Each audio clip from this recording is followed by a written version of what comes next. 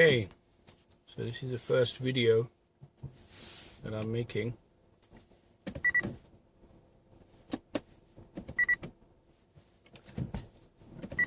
Get this.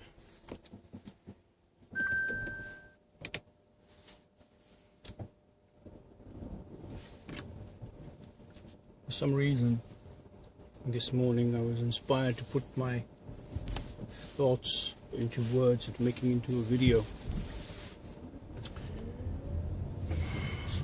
I don't know, maybe it'll benefit somebody, maybe it'll benefit myself when I look back and look at and listen to my own words.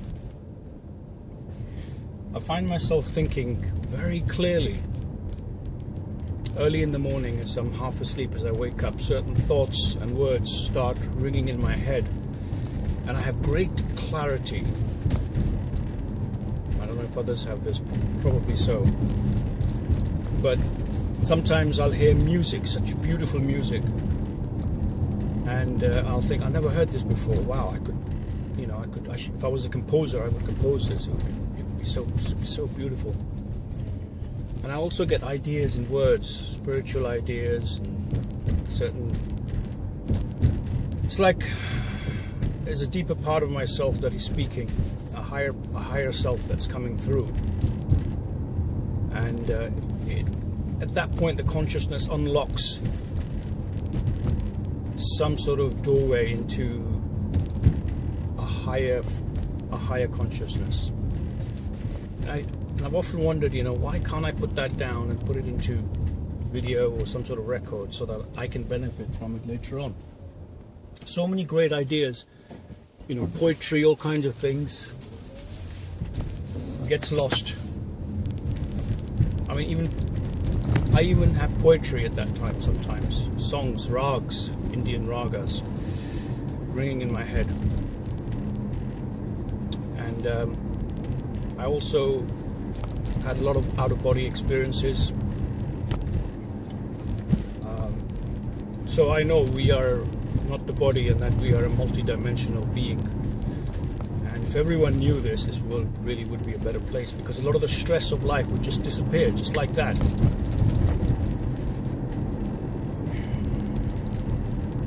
You are as you think.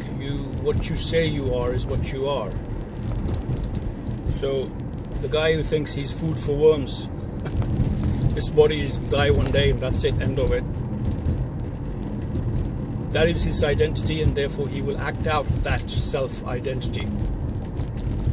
And the person who thinks that he is more than that, vastly more,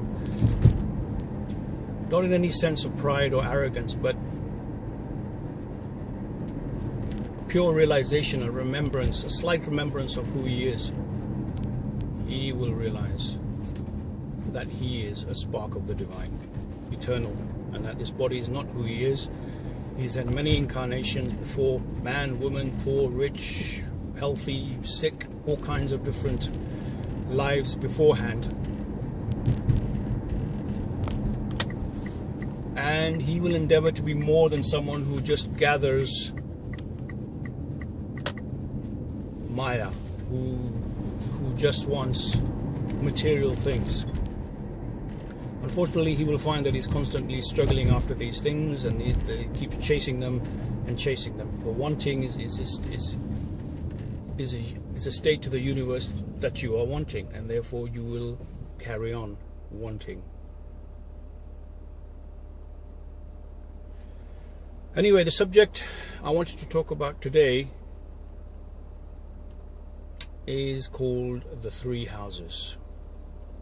The three houses, what does that mean? We live in actually multiple houses, but there are three main ones. And when we realize that, and who we invite, who we let into our houses, this forms the basis of our life experience. The first house, okay, let's start with the third house first. The third house is the obvious one, the one you live in. And we tend to give that a lot of importance. You think about how to improve that house, how to get a bigger one, how to get, you know, all the trimmings of a luxurious lifestyle. And most of our energy is focused upon that. We don't think about the first two houses we live in. The second house is your body. You live in your body. And some of us give more importance to the body because we realize that if the body is healthy, then we can only enjoy the third house. If you're sick and you got to live in a mansion, there's not much point. You're going to be stuck in your room, in your bed, and you're not going to enjoy the luxuries of your house. It's pointless. There are others who think about their first house. The first house is your state of consciousness. Very few think about that, although the frequency is rising and more people are coming to the conclusion and are rising up the houses from the third to the second to the first. The first house is your state of consciousness. Now, when you think about a house, you live in it, and what happens? You're sitting there quietly, the doorbell rings. You go out there, you see what kind of guest you have. Do you want to invite him in? What does he look like? Is he going to cause chaos or harmony if you let him into your house? Be very careful who you invite into your house. If you make that guest welcome, that guest will come again and again. He knows he's welcome there and he'll come again, and more like him will arrive. The word will spread.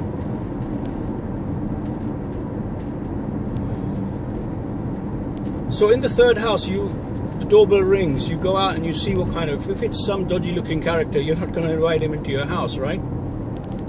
If it's a friend you know, you trust, who you enjoy, and who respects your household, you're going to invite him in.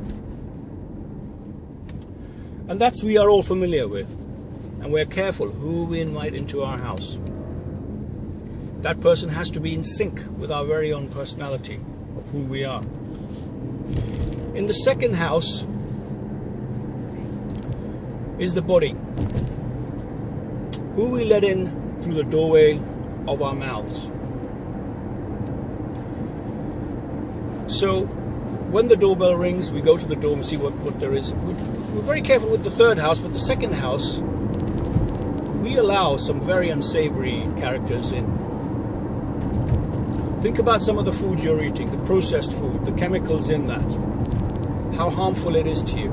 We live on photons, on light energy. The most photons are to be found on live food.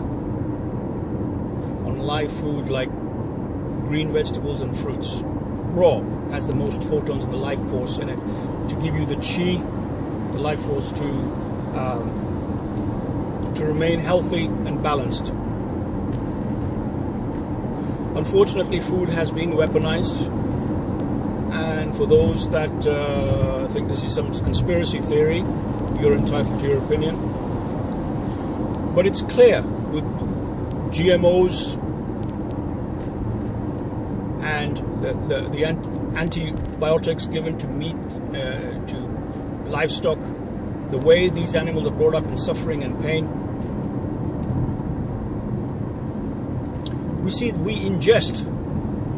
When we ingest animals, we ingest pain, torture, and suffering, and flesh. So I'm not trying to push vegetarianism. This is your choice. This is just a pointer to say, hey, have you thought about this? So we invite food and various things into our body, and this includes also sexual intercourse. So be careful there as well. Now the first house, our consciousness. What do we invite? And how do we invite it? Well, first of all, thoughts. How do thoughts arise? Well, just as they say, as above, so below, as above. If you invite unsavory characters into your third house, if you invite unsavory food into your body, this will affect your thoughts and vice versa. And your thoughts, of course, are the seeds to your life experience. Your thoughts, words, and deeds. These are also 3 houses. So, you're going along your business, suddenly the doorbell rings. Ding dong. And you open the door and there is a thought form, right? What kind of thought is it? Do we think to see who it is that we are about to invite into our house? Now, I bet you don't know who's going to be at the door. You might have, but you don't even think about who might be at the door. This is the way we live our lives. As we are quietly going about our business, the doorbell rings. We have no idea who's there because we don't consciously think who might be on there, who has come before. So we don't know what the next thought is going to be, is what I'm trying to say. Because we haven't really thought about it. So, the doorbell rings, we open. And the third house, we're very careful. We look at the person up and down, and then we let him in. In the second house, we're a little bit more careful, but actually we invite unsavory food into our lives. It's a form of habit. In the first house, we don't even think about it. We don't even think about it. We open the door and say, hey, come on in. Why do we do that? You have to be very careful what you think about. In the series of books, Conversations with God, which have been, an amazing experience for me to read, thanks to Neale Donald Walsch and what came through him, I highly recommend those books. So the doorbell rings, we go there, we open the door, and we say, yeah, come on in. How does that work? A thought appears in your head. You don't even think about the thought. The thought is not who you are. It is like a guest. You have a choice. Are you going to entertain that thought? Are you going to invite him into your house? It is your choice. Did you ever think about that?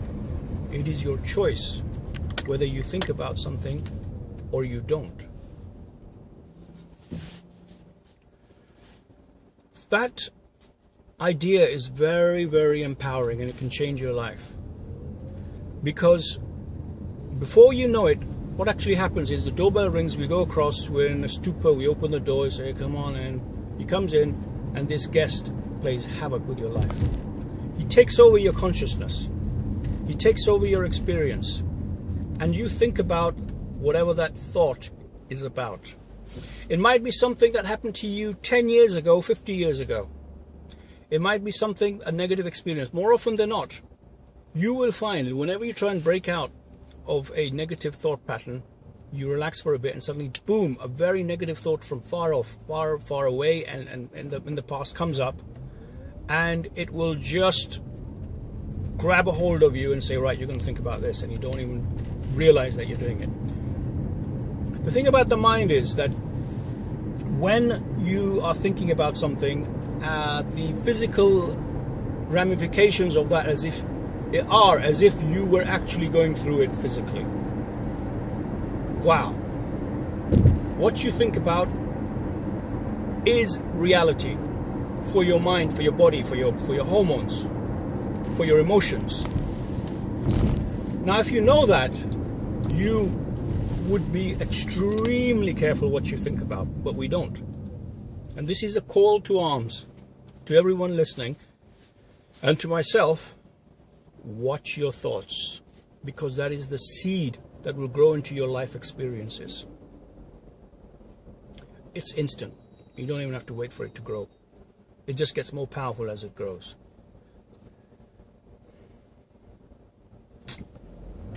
Now,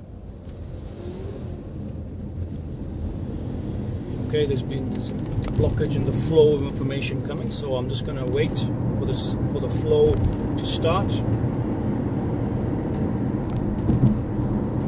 So there you have it. Maybe I'll wrap it up. There's 3 houses, first, second, third. Don't just think about the third house, and then the fourth and fifth one you're going to get, right? You've got the third house, say, hey, I want to buy some more property, I want to get more houses, and your time and effort is taken up with that. And again, you are enmeshed in the trap of Maya, and you forget who you are and why you came here. So I hope that helps someone, and I hope to do more of these talks, and maybe go into some of the revelations and discoveries I've had. I've been privileged to experience the higher dimensions. I know through personal experience. So thought creates your reality, guys. So pay attention to your thoughts is the first lesson, and pay more attention to your first 2 houses. Your first one, your state of consciousness, what you're thinking about. When the doorbell rings and you have a thought, think about who is in front of you. Do you want to let it in? Do you want to entertain this unsavory character, or do you only want to let positive, good thoughts? You're going to let in energies that are beneficial to your existence and to the existence of those around you. 2, the food you eat into your house, the house of your body. Who are you going to invite in? Be careful. Food has been weaponized, okay? It's there to, I mean, come on, fluoride in water, processed foods with chemicals in it. It's all out there. Research, Google it, you'll see. Humanity needs to wake up. We all need to wake each other up. And the trap of Maya, the third house. Look after your house, keep it tidy. And but don't put all your energies towards that. So I'll wrap it up there, and we'll talk about some other things as and when the flow from above starts.